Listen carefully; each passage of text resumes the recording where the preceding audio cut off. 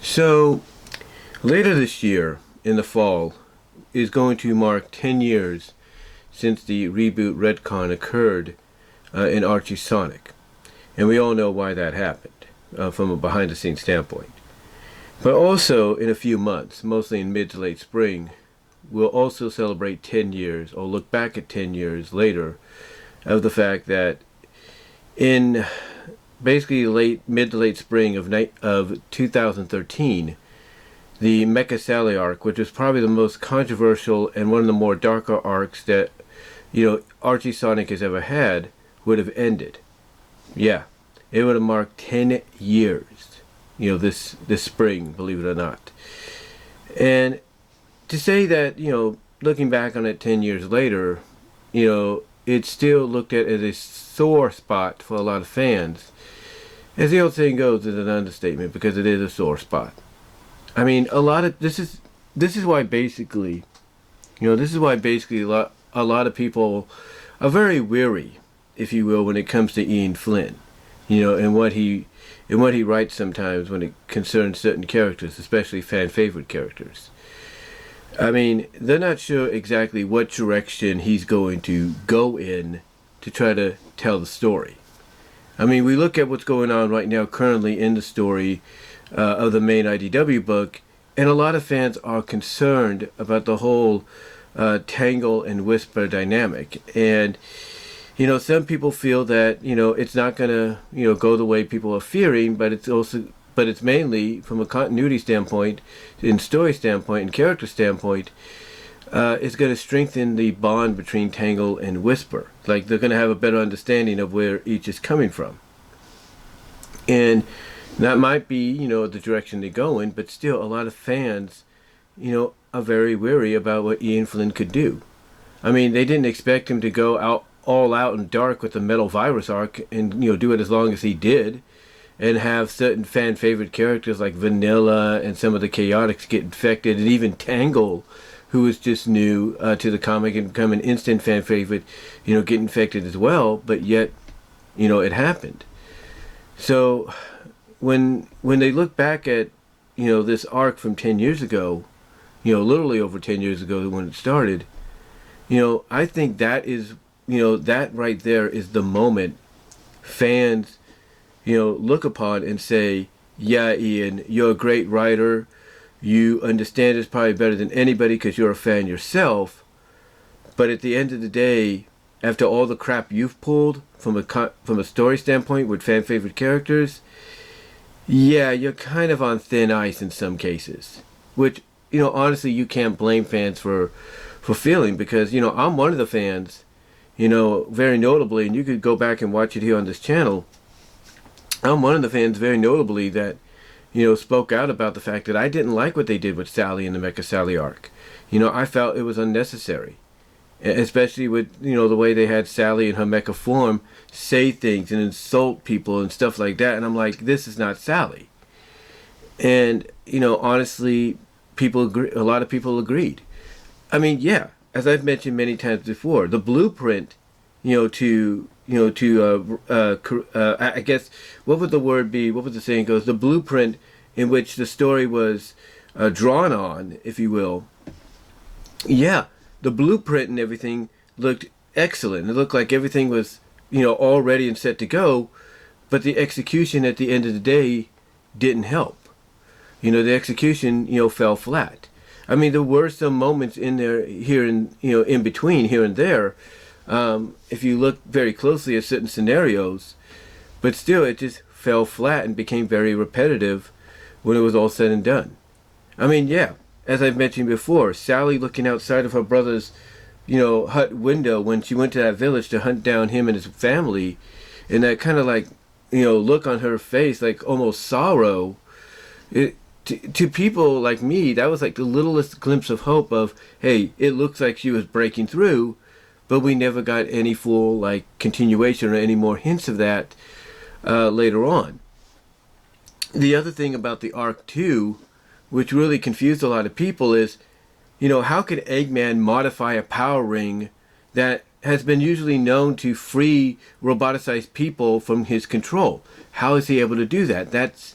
that's not possible. Especially if he's modifying it to use it as a power source, it's still not possible. It's like, how do you explain that? It's like there were certain things in the story that really just didn't make sense because of the fact that Ian wanted to do this story. He wanted to go in this dark direction as an overall plan to rebuild the freedom fighters back up to who they were, if not better, to show that no matter how many times someone like Dr. Eggman can knock them down, eventually, like a phoenix, they're going to rise from the ashes. But again, despite like I said, some potential good moments here and there, and some little Easter eggs and hints of what could be, it just felt very repetitive and just went downhill. And the fact that it went for so long is what really, I think, cemented the idea that fans were not sure of what they could expect from Ian. I mean, again, he repeated something of a similar, I guess you could say, length in story when it came to the Metal Virus arc, even to the point that one of the people I follow here on YouTube, Mega Beatman, when he reviewed like the last arc or the last part of the overall story, felt relieved that it was over. You could just tell in his voice, like, he was basically like, oh, thank God, this thing is done. Even though he didn't flat out say it, you could sense it in his voice. And this is why, again, you look at Metal Virus, you look at Mecha Sally, and everything that happened, and to a lot of people, it just feels like, a lot of these stories didn't have to go as dark as they didn't have to go as long as they did, just because you wanted to create your own magnum opus. I mean, let's be honest. Let's be honest. When people read the original Archie Sonic pre-reboot, the one story that they always want to try to, I guess you could say, surpass the bar on is Endgame. Which was when Ken Penders was the head writer, and before, as a lot of people would say, he went off the deep end. But, everybody looks at, Endgame as a masterpiece, and it's like a bar that they feel that was not only set, but they want to try to surpass. So you have people like Ian Flynn trying to do their best to surpass that. But in the process, what they end up doing is upsetting fans with their decisions. And not only the decisions, but how long they intend to make the story last for. And a lot of fans don't like it. They don't. They basically, they basically get impatient. It's like, yeah, we get the idea that it's going to be a dark story, but you don't have to carry it out for so long. And, to me, I think this is why fans, I know I'm repeating myself here, but this is why fans are very unsure about him, especially with the story going on now. Yes, the current arc is supposed to end, with issue 61. The comic's still going to continue with a new arc, new stories, and all that, for everybody's favorite characters. But the current arc is where a lot of people are weary. And when it comes to certain characters' dynamics with each other and chemistry, kind of seemingly looking like it's on thin ice or unraveling, that's where fans question Ian Flynn and whether or not he cares about what the fans, want or what the fans support. Now, as I've said before, I don't think he'll do anything to raise the ire of Sega and by extension IDW, but the reaction that fans will give him if he tries to at least tease that, ooh, will Tangle and Whisper still be friends afterwards? That's not going to sit well, and that's going to get a reaction from the fans, which will be heard, or noticed by IDW and the Sega representatives, if not Sega by themselves, and they may have to talk to Ian. Even maybe the group, the inner circle that Ian's part of, may have to have a talk with him too. If he tries something like that and say, hey, what do you think you're doing? You shouldn't be doing that. You should be focusing on keeping them as friends and not trying to break them apart. If he tries something like that, it's going to get under people's skin and everything. But, again, looking back at the Mecha Sally arc and everything 10 years later, going into the spring of this year, as to being the anniversary of when it ended, it's like a lot of fans look at that, and then, of course, by extension, what he did with Metal Virus and IDW, and to them, it just feels like the only way he's going to really, get, suspicious eyes off of him is if he doesn't pull any crap like he's done before. He doesn't create any tension between fan favorite characters like Tangle and Whisper, who some fans pretty much see as being more than just friends, based on the obvious interactions between the two.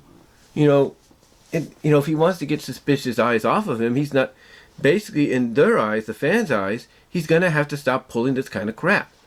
Because again, the reason fans are untrustworthy of him, and what he does with these kind of stories is, in my opinion, is because it goes back to what he did with Sally in the Mecha Sally arc. I mean, yes, we all understand the real reasoning behind it, the original plan. There's no doubt about that. We get it.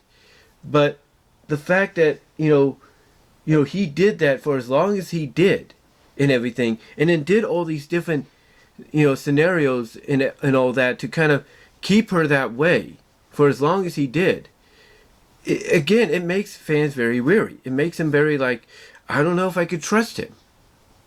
I don't know if we could trust him, and what he's going to bring because we don't know what he's going to bring to the table. And, honest answer to that is you can't blame them. You can't. I mean, again, you go back to like when, he had Eggman, put a power ring in back of Sally as a power source and a battery. It's like, how is he able to modify that? It's known continuity-wise in the comic that a power ring gives you back your free will. It does not, keep you under the control of somebody, modified or not. It just did not make any sense to a lot of fans. It didn't. It didn't make no sense to me. But yet, here it was. It happened. And then on top of that, you have fans back then, and even I'm more inclined recently to agree with the fact that he had Eggman pretty much cut up and rebuild Sally into the weaponized Mecha Sally. It's like, why would you go there?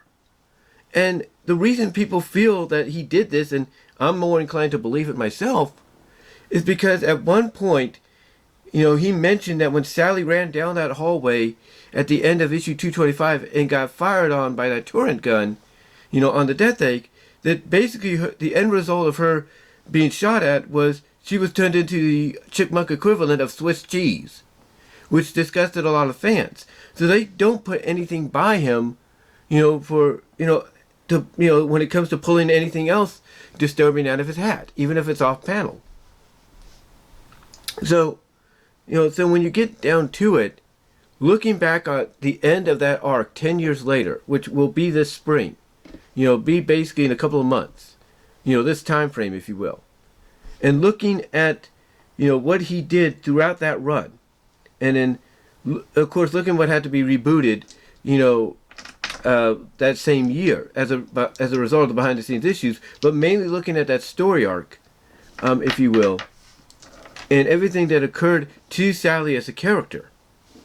It's like, fans don't know what to expect with this guy. They don't. And again, you go and look at the IDW run and what he did with the Metal Virus arc, and what he did with what he did with Vanilla, most of the Chaotix, Tangle, who was a fan favorite, not even in the comic that long, it pissed a lot of fans off. And basically, it's put him into a scenario to where it's like, yeah, you write some great stories, Ian, no doubt about it, and you pretty much do understand where we fans are coming from, but you're also putting yourself on thin ice. You're putting yourself on thin ice to the point that if you screw up just one more time, or at least hint that you're going to do something that's going to, raise the ire of a lot of fans and probably gain the attention of the inner circle you work in right now when it comes to developing Sonic lore, as well as even Sega itself and IDW by extension, that's when pretty much fans will put you in a category of, is he the next Ken Penders that basically doesn't care what the fans want, and now he's showing his true colors. That's what fans are afraid he's going to do. And here's the thing, they are trying to alert him that if he pulls something like that, that's what's going to happen. And that he needs to stop all this teasing of certain things. He needs to stop, doing the tension between Tangle and Whisper, all because he wants to try to tell a story. Yes, we get it in the story. Whisper almost, basically died at the hands of Surge. She had her wisp stolen by Surge, taken away from her, just like Mimic took away the original Diamond Cutters. Yes, we get it. Mentally and physically, she is she is in a situation where she doesn't want anything else similar to happen to those she does care about, which is why she likes to be alone and all that. And she doesn't like people joking around about certain situations. We get it. We get it, but you do not need to go this hard with it. You do not need to go this route with it. And a lot of fans are afraid he's going to.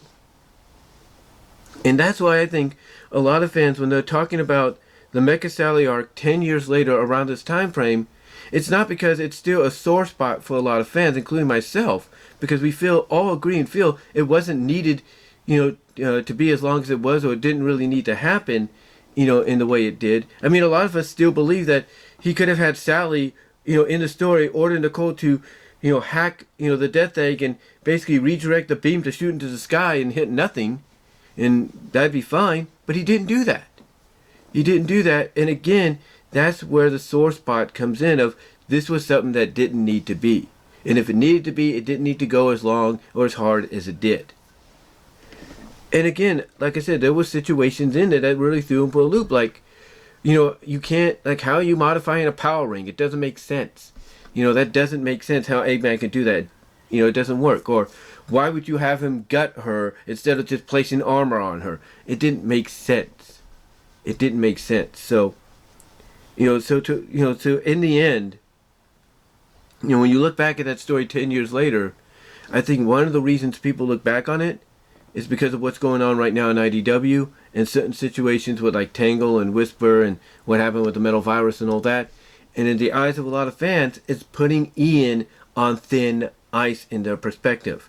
It's putting him on thin ice to where if he doesn't rectify what he's doing, if he doesn't stop all this tension and teasing when it comes to the story, and yes, he's doing this to gain people's attention, to get their interest, to get them to read the books. I get that. But to them, if he doesn't stop doing this, and he teases more of what potentially could happen in certain scenarios with certain characters and all that, that's going to be the last straw. And they're going to want him out of the book. They're going to want him off the book and someone else to come on that basically understands what the fans want and how they want the characters presented and stuff like that. Because at the end of the day, I think what it is they're getting sick and tired of Ian going down this route with all this darkness and drama and all that, and they just want a comic they can pick up and thoroughly enjoy that has action adventure, has a little bit of drama, but also is more lighthearted at the core. And that's about it. Basically be, if you're going to be a comic based on Sonic and his friends and his world, then you need to be, representing that more in tune to what the games at times, and even some of the shows in Tude have shown in the past. And that's pretty much it. That's pretty much it. So I look at it this way. As we approach 10 years on the, 10 years since the Mecha Sally arc ended, I think people are looking back on that now and realizing that that's when it all began with the trust issues when it came to Ian. Yes, he tried rectifying things with the post reboot and all that. I get it. But I think at the end of the day, when they look at that, that overall arc, 10 years later of, celebrating the anniversary of when it came to its end, its conclusion, abruptly, mind you, that arc overall is what caused a lot of trust issues even to this day. Because that was something that they felt, if you're going to do it, it didn't need to be done as long as it was, and it didn't need to go as dark and as hard as it was. And I think that's why fans pretty much have trust issues right now with Ian. But that's just from my point of view, from my speculated point of view and theory. But what are your guys' thoughts? Let me know down below in the comments, as well as in the live chat during the premiere. Like the video. You will also get an audio version of this at BW Rose's Discussions, all your favorite audio podcast locations, except for Pandora. Support me at VENMO at BW Roses for content you can't get here on YouTube. Got a couple of new videos up there due to copyright reasons here on YouTube that you can only view, on YouTube, on VENMO, especially one that you can view full length and edited, like you see here on my channel. You could also support me at patreon.com/BW Roses, the $1, $3 tier. Also, support me at Venmo at Brian-Warmer-2, Cash App at BW Roses 98. Also, check out the Teespring store as well for merchandise you can't get anywhere else. But guys, let me know what your thoughts are. I know I may have sounded like I rambled, but to me, when I see people bringing up the Mecha Sally arc close to the 10-year anniversary of when it ended, I think I find it just kind of ironic to bring it up now, especially with the situation we're going through with the current story arc and certain situations with certain characters. And basically, I think it brings up a lot of trust issues, with Ian, especially the memories of what happened over a decade ago with the Mecha Sally arc. But what are your thoughts, guys? And until next time, I'm out.